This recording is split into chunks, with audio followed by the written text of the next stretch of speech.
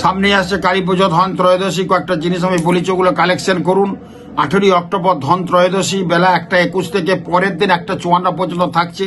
তো 18ই অক্টোবর 4:30 থেকে 7:30টার মধ্যে কিন্তু ধন ত্রয়োদশী। কোনো জায়গায় কিছু না কিছু কেনার একটা আপনারা চেষ্টা করুন, খুব ভালো হবে। আর সোনা রূপো ঠাকুরের বাসন কিনে আনুন।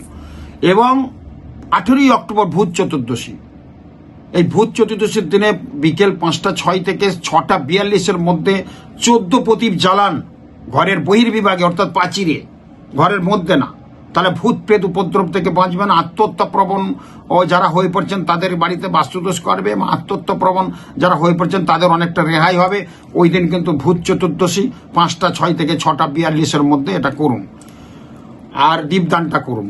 আর কালী পুজোর দিনে আপনি বাড়ির চারদিকে আলোয় দ্বীপে ভরিয়ে দেন, এবং একটা পিল সুজার মাটির প্রদীপ জ্বালাবেন তুলো দিয়ে, এবং সেটা তিল তেল দিয়ে, খুব ভালো হবে।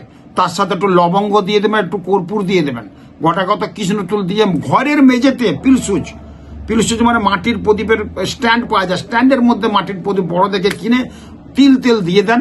তার সাথে একটু লবঙ্গ দেবেন 5টা, একটু কৃষ্ণ তিল দিয়ে জ্বালান, সারা রাত জ্বলবে। তিল তেলের প্রদীপ জ্বালালে বাড়িতে বাস্তুদোষ কাটে, শান্তি ফিরে আসে, সর্বক্ষেত্রে ভালো হবে। কালী পুজোর দিনে একটু করুন, ধনতেরাসে কিছু কেনাকাটা করুন, আর বহির্বিভাগে দীপ দেন। খুব ভালো থাকুন, নমস্কার।